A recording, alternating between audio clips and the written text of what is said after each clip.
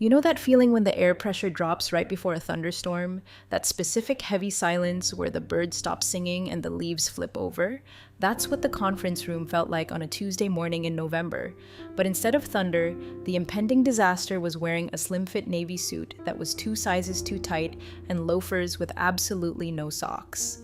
My name is Sloan Vance. For the last 7 years, I've been the Client Solutions Lead for Helix Biopharma. That title sounds vague, which is intentional. It means I fix things. It means when a customized supply chain algorithm for a Fortune 100 healthcare network starts hallucinating and routing volatile clinical trial compounds to a warehouse in Arizona, I'm the one they call at 3 a.m. I don't panic. I don't scream. I just move the pieces on the board until the problem disappears. I don't smoke. I don't drink before 6 p.m. I write with a Mont Blanc pen that cost more than my first car, and I know the names of the children of every C-suite executive in my portfolio. I am the invisible glue that holds a $5 billion portfolio together. And the crown jewel of that portfolio was Arthur Kensington. Kensington isn't his real name, obviously, but the money is real. $5 billion of annual contract value real. He's the kind of client who doesn't sign contracts. He signs alliances. He's old school. He hates slide decks. He hates buzzwords. He hates people who try to sell him things he didn't ask for. We had a rhythm, Kensington and I. We spoke in shorthand. A nod meant yes. A silence meant fix it. And a phone call meant the building was burning down. In 7 years, he had never threatened to leave. Not once. Then came Preston Blake. Garrison Wells, our CEO, a man whose spine is made of wet cardboard, decided we needed to modernize. Apparently, consistent record-breaking profits were too boring. We needed disruption. We needed synergy. We needed a vice president of strategic growth who looked like he'd been manufactured in a lab funded by LinkedIn influencers. Preston breezed into the boardroom for the all-hands meeting like he was hosting a talk show. He had the teeth. He had the tan. He had the energy of a golden retriever that had just ingested a bag of espresso beans. "Team," he started, clapping his hands together. The sound echoed in the silence. "I'm here to tell you that good isn't good enough anymore. We need to be great. We need to be agile. We need to trim the fat." I sat in the back taking notes in my leather-bound notebook. I've seen guys like Preston before. They come in every 3 years, break everything they touch, collect a massive severance package, fail upward to the next company. Usually, I just keep my head down, protect my clients from their stupidity, and wait for them to implode. It's a survival mechanism. Speaking of survival, look, I know how these stories go. You're probably scrolling through this on your lunch break, hiding from your own version of Preston. If you want to see exactly how I dismantled this man's career brick by brick, do me a favor and hit subscribe and maybe drop an upvote. It helps me know you're out there listening, and trust me, you're going to want a front row seat for the carnage that's coming. Anyway, back to the trim, the fat speech. Preston's eyes scanned the room. When they landed on me, there was a flicker of something that wasn't quite recognition. It was assessment, but he didn't see a shark. He saw a middle-aged woman in a charcoal blazer. He saw legacy. He saw furniture. He didn't know that 3 months ago, Kensington's entire European distribution network almost collapsed because of a server migration error. He didn't know that I manually coordinated the rerouting of 45 cryo-freight flights while sitting on my kitchen floor in my low-high loft in pajamas, ensuring Kensington didn't lose a single cent. Kensington didn't even know about that. I never told him. That's the job. The client sleeps well because I don't. After the meeting, Garrison Wells, looking nervous, ushered Preston over to me. "Preston, this is Sloan," Garrison said, sweating slightly. "She handles the Kensington account. It's our keystone." Preston smiled. It didn't reach his eyes. It was a smile made of porcelain and ambition. "Sloan, pleasure. I've heard interesting things. You've been on this account for a long time." 7 years, I said, keeping my voice neutral. I offered my hand. His grip was moist and weak, like holding a dead fish. 7 years, he repeated, letting out a performative sigh. "That's a lifetime in this industry. Maybe too long. You get complacent. You stop seeing the forest for the trees." My blood temperature dropped about 10 degrees, but my face remained a mask of polite interest. Mr. Kensington values consistency. He's not fond of change for the sake of change. Preston chuckled. He actually chuckled like I was a child explaining why I believed in the tooth fairy. "Oh, Sloan, everyone loves change if you sell it right. Been looking at the numbers. The margins on the Kensington account are stagnant. We're over-servicing him. Too many hours, too much hand-holding. We're leaving money on the table. We're not selling him a service, Preston, I said, my voice hardening just a fraction. We're selling him reliability. If we cut support, he walks. Nobody walks away from a contract this size, Preston said, waving his hand dismissively. He's bluffing. He's got you wrapped around his finger. But there's a new sheriff in town now. I want you to set up a QBR, a quarterly business review for next week. I want to meet this guy. And Sloan, I'll be leading the presentation. I stared at him. The Kensington QBR was sacred ground. It wasn't a presentation. It was a conversation. We didn't use slides. We sat in armchairs, drank black coffee, and discussed global logistics trends. Bringing Preston into that room was like bringing a clown to a funeral. Preston, I said carefully, Kensington doesn't do standard presentations. Book it, he interrupted, turning his back to me to check his phone. And send me your deck by Friday. I'll need to polish it.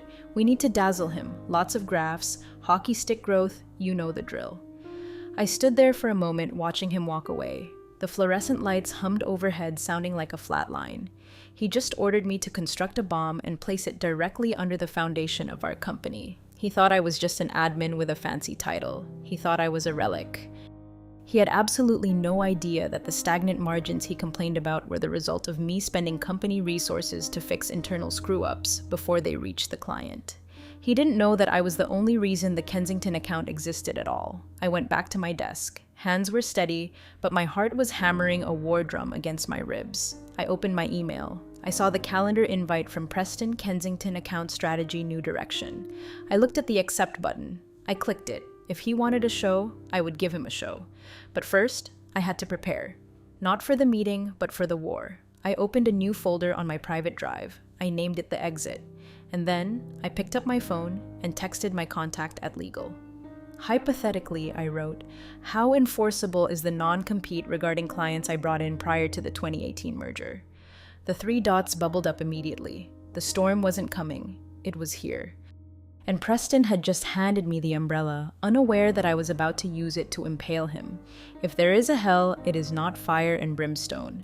It is a windowless conference room with a glass whiteboard, stale bagels, a middle manager explaining paradigm shifts to you for 4 hours straight.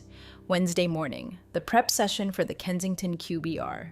I walked in with a concise 3-page briefing document. It contained the KPIs Kensington actually cared about, on-time delivery rates, customs clearance velocity, and the error reduction metrics from the new Singapore Genomics Hub.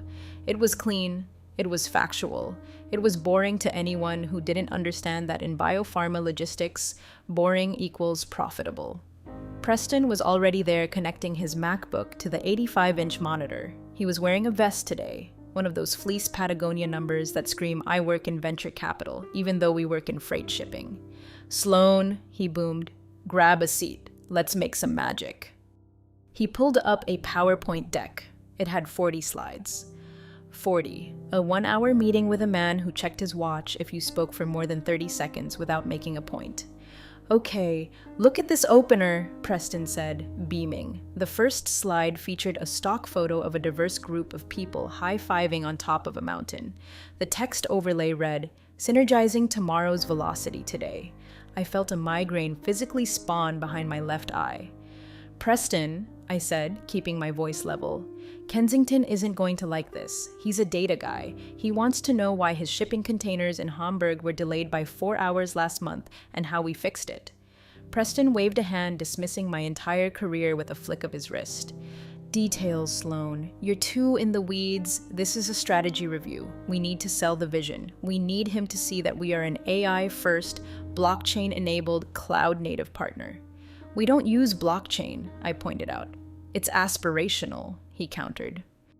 He clicked to the next slide. It was a graph where the y-axis wasn't labeled, but the line went up. This is what I'm talking about. Emotional resonance. We spent the next 3 hours dismantling my work. Every time I tried to insert a slide about operational stability, Preston deleted it. Too dense, he'd say, or boring, or my personal favorite. This doesn't pop. Replaced my analysis of the Q3 cold chain surcharges with a slide titled The Journey to Wow, featuring a cartoon rocket ship. I am not making this up. A cartoon rocket ship. I need you to understand, I tried one last time, desperation clawing at my throat. Kensington is 70 years old. He built his empire on trucking and cold storage. If you show him a cartoon rocket ship, he's going to think we are mocking him.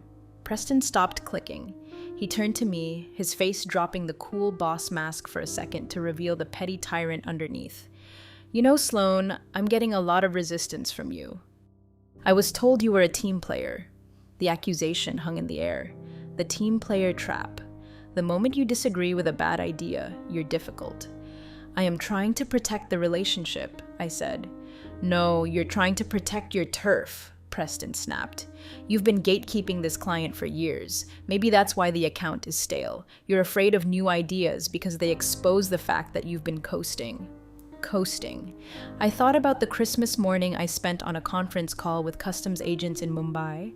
I thought about the time I personally flew to Detroit to hand deliver a replacement part for Kensington's bioreactor cascade because FedEx was snowed in. Coasting, I repeated, tasting the word. It tasted like ash. Look, Preston sighed, checking his Apple Watch. Don't need you to present. Clearly, you're not on board with the new vision. I'll handle the talking. You just be there to, take notes, answer technical questions if he gets boggy, but let me drive. He was demoting me in my own meeting. He was cutting me out of the conversation I had sustained for nearly a decade. A younger version of me would have fought. I would have yelled. I would have gone to the CEO. But I looked at Preston, at his unearned confidence, his empty buzzwords, his complete lack of respect for the work, and something inside me shifted. It was the shift from employee to architect of your destruction. Okay, I said softly. Preston looked surprised. He expected a fight. Okay, you're the VP, I said, closing my notebook. If this is the direction you want to take, I'll support you. You do the talking, I'll just sit in. Great. Preston clapped again. See, that wasn't so hard. We're going to crush this, Sloan. Pivot to greatness. I walked back to my office. My hands were shaking, not from fear, but from the sheer effort of holding back the rage. I sat down at my desk. I opened the exit folder again. I started a new document, incident log. Date, November 14th. Event, VP explicitly forbade me from presenting operational data. Instructed to prioritize aspirational marketing material over KPI reporting. Removed me from lead presenter role. Saved the file. Then I opened my email and found the calendar invite for the QBR. I forwarded it to my personal email address. Then I went to the printer. I printed out every single slide of Preston's presentation. The rocket ship, the high-fiving mountain climbers, the unlabeled graphs. I put them in a crisp manila folder. If he was going to drive the car off the cliff, I wasn't just going to watch. I was going to make sure the dash cam was recording in 4K. The meeting was in 48 hours. I spent them in silence. I didn't try to fix the slides. I didn't try to warn Garrison. I just did my regular work, answered my emails, and waited. It's funny how calm you feel when you realize you have nothing left to lose. Preston thought he was sidelining me. He didn't realize he was setting me free. Boardroom on the 40th floor has a view of the entire city, but on Friday morning, the blinds were drawn. Preston wanted the lighting to be cinematic for his projector. Arthur Kensington arrived at 9:58 a.m. He's a man who takes up space not by being loud, but by being dense with gravity. He wore a gray wool suit that probably cost more than Preston's car, and he carried nothing but a single fountain pen. No laptop, no phone. He walked in, shook my hand firmly. "Sloan, good to see you."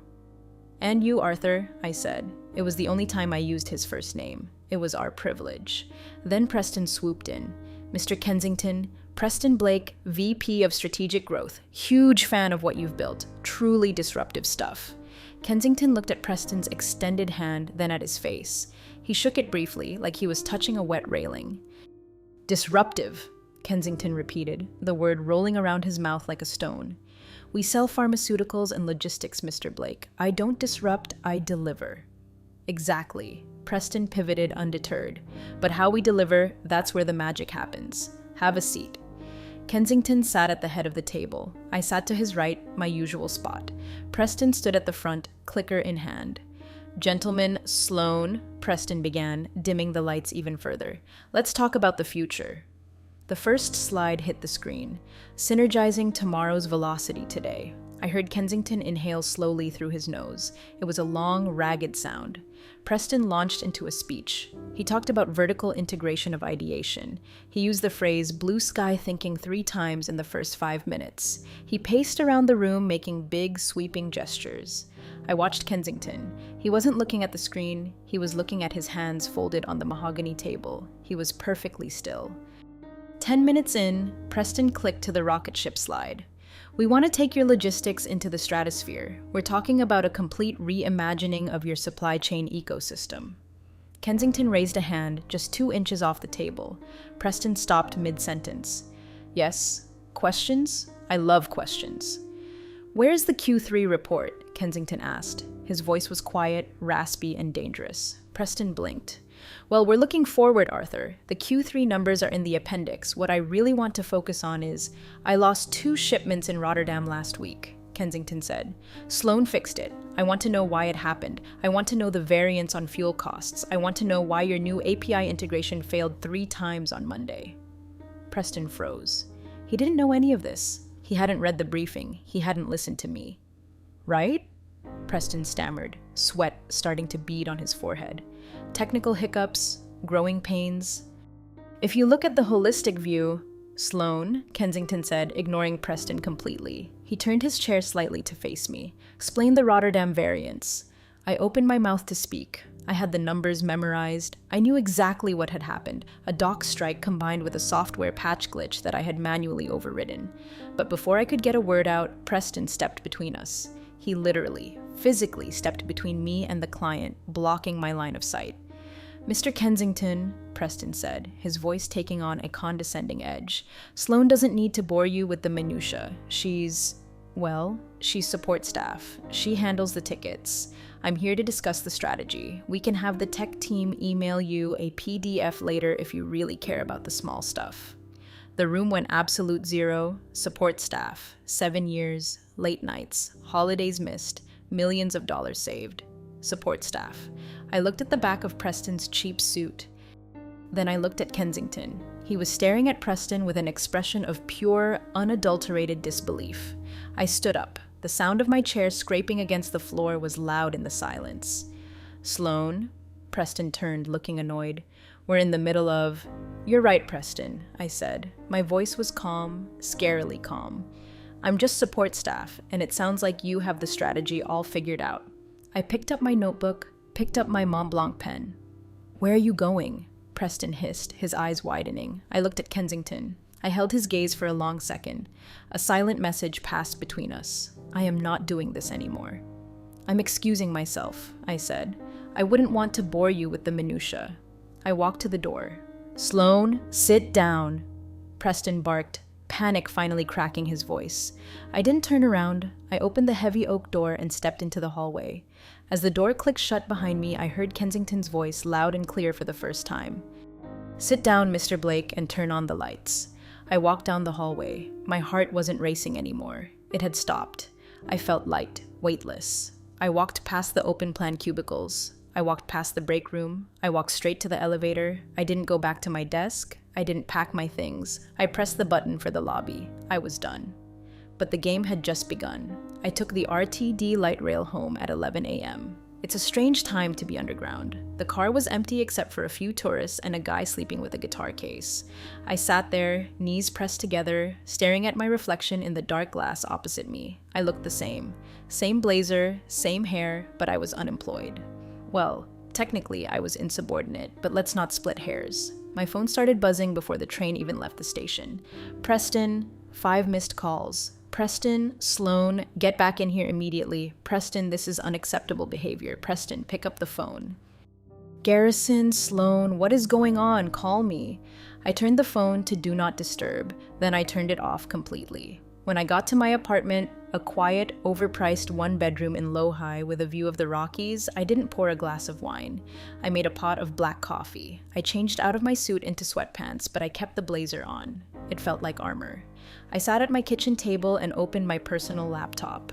Rule number 1 of corporate warfare: he who has the documentation wins. I had been forwarding emails to myself for years. Nothing proprietary, nothing that violated NDA, just CYA, cover your ass threads. Decisions made over my objections. Warnings I'd given that were ignored. Praise from clients. But now, I needed to be specific. I spent the next 6 hours drafting a document. It wasn't a resignation letter, it was a memo of record. I detailed the QBR prep, the refusal to include Q3 data, the specific instruction to mislead the client with aspirational metrics. The public denigration of my role: I wasn't going to send it yet, this was ammunition. Don't fire your gun until you see the whites of their eyes. At 4 p.m., I turned my phone back on. It vibrated for a solid 2 minutes. 30 texts, 12 voicemails. I listened to one from Preston. Sloan, look, emotions were high, I get it. Maybe I was a bit rough, but walking out on a $5 billion client, that's career suicide. You need to come back, apologize to Kensington, and tell him you were feeling ill. We can spin this. Call me. Career suicide. He still didn't get it. He thought Kensington was mad because I left. He didn't realize Kensington was mad because Preston stayed. Then a text popped up from a number that wasn't saved in my contacts, but I knew by heart. Arthur Kensington. That was the most impressive presentation I've seen in years.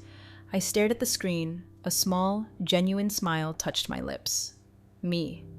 I aim to please. Arthur Kensington. He doesn't know anything, does he? He likes rocket ships. Arthur Kensington. I'm flying back to Zurich tonight. We need to talk. Not about this contract, about the future. Are you legally exposed? My heart did a little flip. This was it, the lifeline. Me. I'm reviewing my non-compete. It's standard boilerplate, restricted from soliciting current clients for 12 months. Arthur Kensington. Soliciting means you ask me. It doesn't say anything about me asking you. Correct. I walked over to my bookshelf and pulled down my employment contract from 2016. I flipped to page 14, clause 8. B. Non-solicitation. He was right. The language was specific. The employee shall not directly or indirectly solicit, induce, or attempt to induce. If Kensington fired Helix Biopharma and hired me, I hadn't solicited a thing. He walked. Me. Correct. Arthur Kensington. Good. Sit tight. Let him sweat for a week. I'm pausing all renewals. I put the phone down. Let him sweat. I decided not to go into the office on Monday or Tuesday. I had accrued 6 weeks of sick leave that I never took because I was too busy saving the company. I logged into the HR portal from home. Request for leave. Medical. Stress-induced. Technically true. Preston was extremely stressful. I spent the next few days in a strange limbo. I watched the chaos unfold from a distance. My work email, which I could still access on my phone, was a dumpster fire. Subject: urgent. Kensington shipment stuck in customs from Preston Blake to Sloan. Sloan, I know you're sick, but we have a situation in Shanghai. Who is the contact for the port authority? I can't find it in the CRM. I looked at the email. I knew the contact. It was Mr. Chen. He didn't use the CRM. He used WhatsApp. He only answered if you started the message with a specific greeting in Mandarin. I deleted the email. Another one came in an hour later, from Garrison Sloan. We need to talk. Preston says you're ghosting us. The Kensington account is at risk. I didn't reply. I was learning the power of absence. When you are the one holding up the ceiling, you don't need to push it down on top of them. You just have to step away and let gravity do the work. By Wednesday, silence from my end was deafening, but the noise from their end was about to get a whole lot louder. There's a specific kind of joy in watching a fire you didn't start, but certainly aren't going to put out. Day 4 of my medical leave. I was at Sweet Bloom Coffee Roasters drinking a pour-over that cost $6 reading a book about gardening. I don't garden. I just like the metaphor of pruning dead branches. My phone was still blowing up. The tone had shifted from anger to desperation. The thing about Preston's strategy to cut support hours, he actually did it. He implemented it the Monday I didn't show up. He sent a memo to the Kensington team, which was now just 2 terrified junior analysts and him, saying that all non-critical communication with the client would be routed through a central ticketing system. No more direct calls, no more texting, just tickets. our client moving perishable goods across 40 international borders. The collapse happened on a Thursday. I found out because the junior analyst, a sweet kid named Julian who I'd been mentoring, sent me a message on LinkedIn. Julian: Sloan, I know I shouldn't message you, but I'm literally shaking. Preston told us to ignore the priority flag on the Munich shipment because he said it was a system glitch. It wasn't a glitch, it was vaccines. Been sitting on the tarmac for 12 hours. They're spoiling. I stared at the screen. Vaccines. This wasn't just corporate politics anymore. This was negligence. I had a choice. I could intervene, save the shipment, and prove my value, or I could let Preston own his mistake. But these were vaccines. People needed them. I sighed, closed my book, and pulled up my contacts. I couldn't fix it officially, but I could fix it quietly. I texted a contact at the Munich airport ground crew. Dieter, check container 404 Bravo. Temperature gauge might be faulty. Manual override to cold storage ASAP. Do it as a favor to me. Dieter, for you, done. But tell your new boss he is an idiot. He filed the paperwork as dry goods. I screenshotted the exchange, added it to the exit folder. I texted Julian back. Don't worry about Munich, it's handled, but keep your head down. Document everything Preston tells you to do. Back at the office, Garrison finally decided to step in. He didn't call me. He sent Victoria Davenport. Victoria was the head of HR. She was one of those women who treated the company like a church and the employee handbook like the Bible. She spoke in hushed, reverent tones about corporate culture and family. She called me at noon. Sloan, she said, her voice dripping with artificial concern. We're so worried about you. This silence, it's not like you. We're family here. You can't just abandon your family because of a little disagreement with a cousin. She called Preston my cousin. I'm under a lot of stress, Victoria, I said, channeling my inner soap opera actress. My doctor advised a complete disconnect. I understand, Victoria cooed. But Preston is really trying to bridge the gap. He feels you were resistant to his leadership. He wants to welcome you back. He's even willing to let you keep your title. You'll report to him directly for daily task management. Daily task management. They wanted to micromanage the person who built the department. Victoria, I said, did Preston tell you about the Munich shipment? The what? No. We're talking about your attitude, Sloan. Ask him about the vaccines, Victoria. Ask him why the client's legal team just downloaded the audit logs for the last 48 hours. What? Her voice spiked. I'm resting now, Victoria. I'll update you on my return date next week. I hung up. The audit logs part was a bluff, but it was a calculated one. I knew Kensington's legal team. They were sharks. If they smelled blood, they would be downloading everything. 10 minutes later, I got a notification. System alert. User admin has initiated a full data export of the Kensington account. It wasn't Kensington's team, it was Preston. He was panicking. He was trying to find out what I knew. Maybe he was trying to delete evidence of his own incompetence. He didn't realize that the system logs every export, including his. I sat back and sipped my coffee. The cracks weren't just in the foundation anymore. The walls were buckling. And the best part, I hadn't even resigned yet. I was still on the payroll accruing sick pay while watching them burn the building down around themselves. Then the email came, the one I had been waiting for. From Arthur Kensington to CEO Garrison Wells, CC. Sloan personal email. Subject: Notice of contract review, gentlemen. Effective immediately, we are suspending all new initiatives. We will be conducting a review of our service level agreement violations over the past week. We expect a formal response regarding the Munich incident by EOD-PS. Please ensure Sloan is present at the upcoming strategy summit. Her absence has been noted. Boom. CC'd my personal email. He wanted them to know I was in the loop. He wanted them to know he knew. Preston was dead. He just didn't know enough to lie down yet. They asked me to come in on Monday to discuss a path forward. I dressed for a funeral, all black. Stiletto heels that clicked like gunshots on the tile floor. I didn't bring a notebook, I didn't bring a pen. When I walked into the office, the atmosphere had changed. The receptionist stopped typing. Junior analysts looked at me with wide, terrified eyes, like I was a ghost returning to haunt the castle. Julian gave me a tiny, covert thumbs up from his cubicle. I winked. I walked into the CEO's office. Preston was there pacing. He looked terrible. His tan had faded into a sallow yellow. His suit looked slept in. Garrison was sitting behind his desk looking like he wished he could dissolve into his ergonomic chair. Sloan, Garrison said, forcing a smile. Thank you for coming in. We need to reset. Reset, I repeated, remaining standing. Look, Preston started, his voice jagged. We had a rocky start. Okay, I admit it, I'm a disruptor. Sometimes I break things, but we need you back on the box. Kensington is difficult right now. Difficult, I said. Or litigious. Preston flinched. We need you to smooth it over, Preston said, stepping closer. Call him. Tell him the Munich thing was a vendor error. Tell him we're on top of it. Use that charm of yours. He wanted me to lie. He wanted me to cash in 7 years of integrity to cover his 3 days of stupidity. I can't do that, Preston, I said. Why not? He snapped. It's your job. You're the client solutions lead.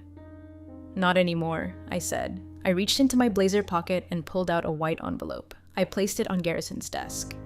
This is my resignation, effective 2 weeks from today. I'll spend those 2 weeks transitioning my files, but I will not speak to the client. I will not lie to the client, and I will certainly not report to him. I pointed at Preston. You can't quit, Preston yelled. We have the summit next week. You have to be there. Oh, I'll be there, I said. Kensington requested my presence. As a courtesy to the client, I will attend. But I'll be sitting in the audience watching you disrupt. Garrison looked at the letter. Sloan, please, let's talk numbers. A raise, more equity. It's not about the money, I said, and for the first time, it really wasn't. It was about the principle. It was about the fact that they looked at my work, my life's work, and called it support staff. I have a non-compete, I said, preempting their threat. I know it. I wrote half of it with legal back in 2016. I won't solicit your clients. I won't steal your data. I'm going to take a nice long vacation. You're bluffing, Preston sneered. You have nowhere to go. You're aged out of the market. You think some startup is going to hire a 45-year-old logistics manager? There it was. The ageism, the misogyny. It all spilled out in one ugly sentence. I smiled.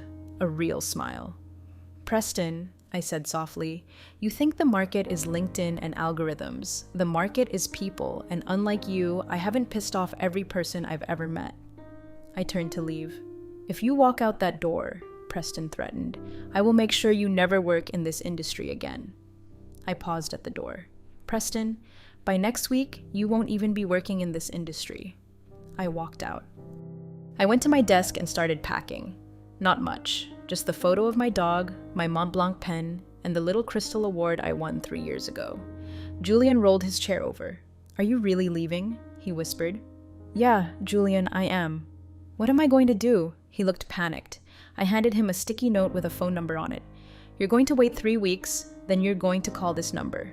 It's a recruiter I know. She places people in firms that actually pay overtime. He took the note like it was a holy relic. I left the building at 2 p.m. The sun was shining. I felt like I had just dropped a heavy backpack I'd been carrying for decades, but I wasn't going on vacation. I went home, opened my laptop, registered a new LLC, SV Solutions. I didn't have any clients yet. I couldn't ask for them, but I knew something Preston didn't. I knew that Kensington was coming to the summit not to renew, but to execute, and I had a front row seat. The Q4 Strategy Summit was held at the Brown Palace Hotel. Chandeliers, shrimp cocktails, and a room full of people pretending everything was fine when the stock price was down. I wore a red dress. Not look at me red. Blood in the water red. I arrived early and took a seat near the back. I wasn't an employee anymore, technically. I was serving out my notice period. I was a ghost at the feast. Preston was on stage doing a sound check. He looked manic. He was shouting at an AV technician about the bass levels on his intro music. Yes, he had intro music. Eye of the Tiger. I wish I was joking. The room filled up. Board members, investors, key clients. I saw Garrison shaking hands, his smile looking more and more like a grimace. Preston spotted me in the back. He glared. He actually made a cutthroat gesture, then realized a board member was watching and turned it into an awkward collar adjustment. Then, the doors at the back of the room opened. Silence rippled through the room. It wasn't just a quiet, it was a vacuum. Arthur Kensington walked in. He wasn't alone. He had his entourage, his CFO, his legal counsel, and his CTO. They moved in a phalanx, a V formation of expensive suits and serious faces.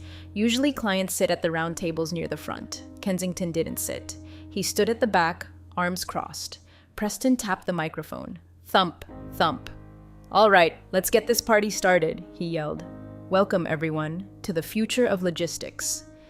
The music started, the lights flashed. It was embarrassing. It was like watching a magician try to perform at a crash site. I want to welcome our most valued partner, Preston said, gesturing to Kensington. Arthur Kensington. Arthur, come on down. We have a special seat for you right here in the front.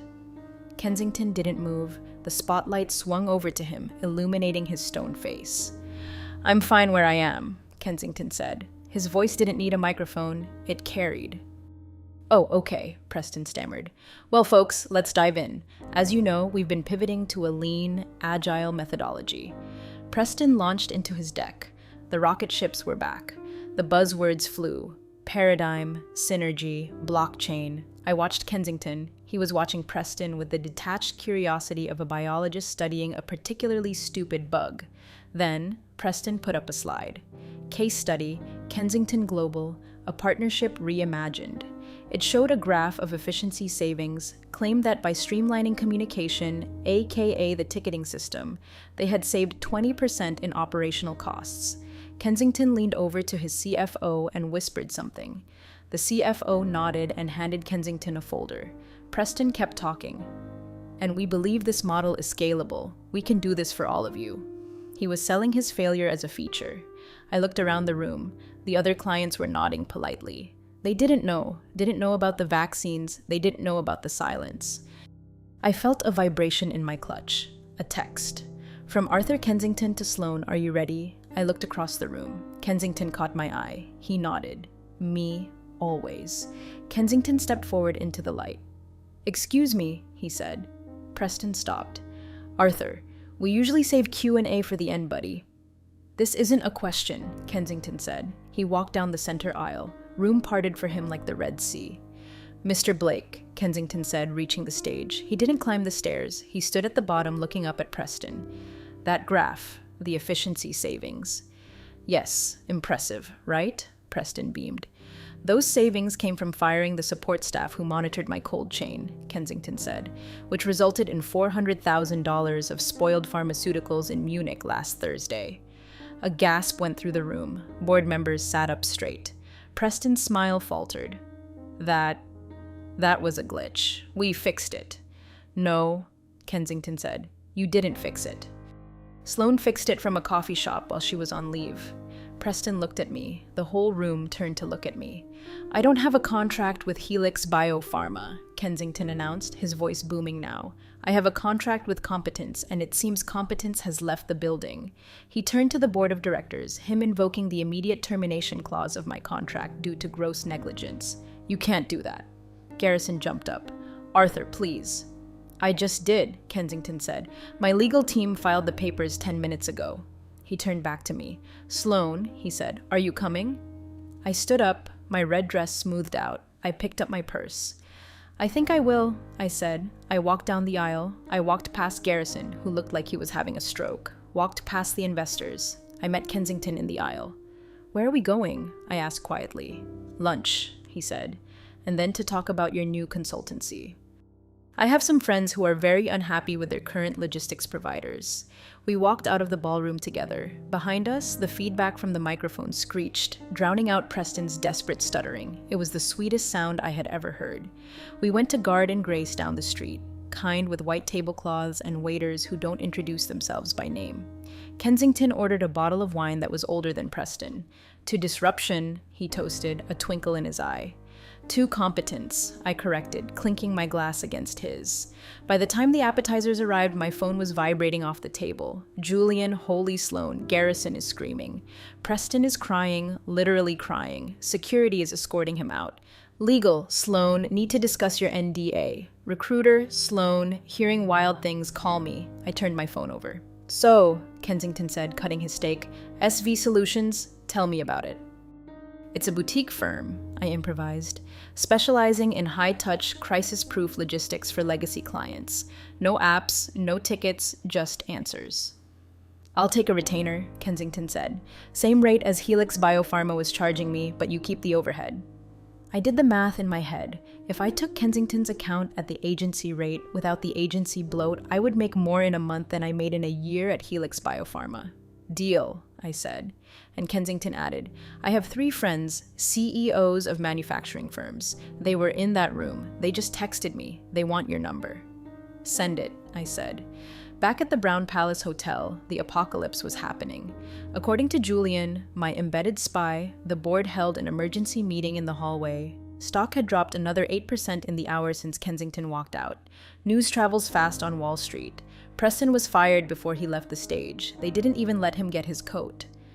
Security walked him out through the kitchen so he wouldn't be seen by the investors. Garrison tried to damage control, but it was too late. The Kensington walkout was already a story. It was the signal that the ship was sinking. Over the next 48 hours, Helix Biopharma lost 4 more major accounts. All of them called me. I didn't steal them. I didn't solicit them. They called me. Sloan, we heard what happened. Can you take us on?